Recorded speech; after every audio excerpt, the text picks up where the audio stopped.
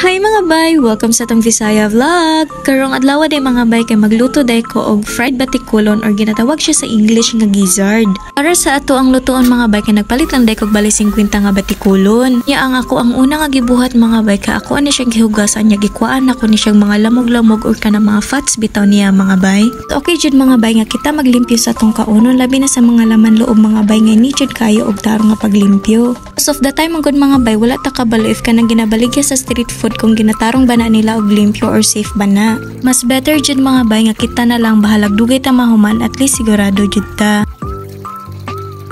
After day na ako maglimpyo sa batikulon mga bay ka naghiwa na day kog mga lamas.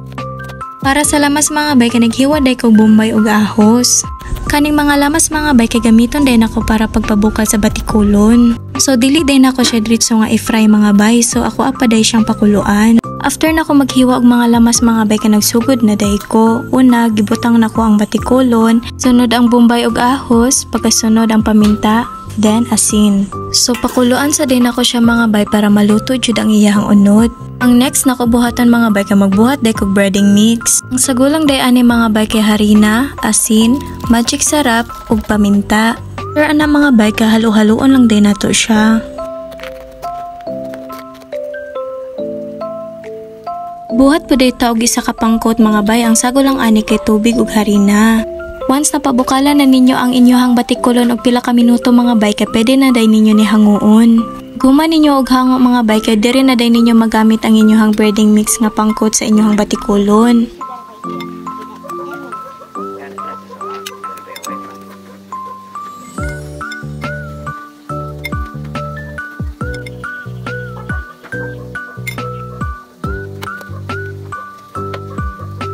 After na ko magkot sa batikulon mga bay ka nag-init na day kog mantika sa karahay.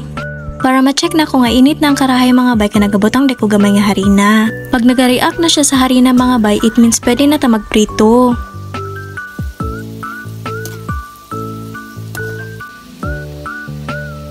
If makita na to nga nag-golden brown na ang atong giprito mga bay, it means pwede na na. Ug dara, mao na ni ang finished product. Before ta mga bay kay nagbuhat day kog sauce. Ang sagoso kong sauce mga bay kay toyo, kalamansi o kaning binuhat na ko nga chili garlic. So unsa pa imong ginahulat? Tara, mga unta!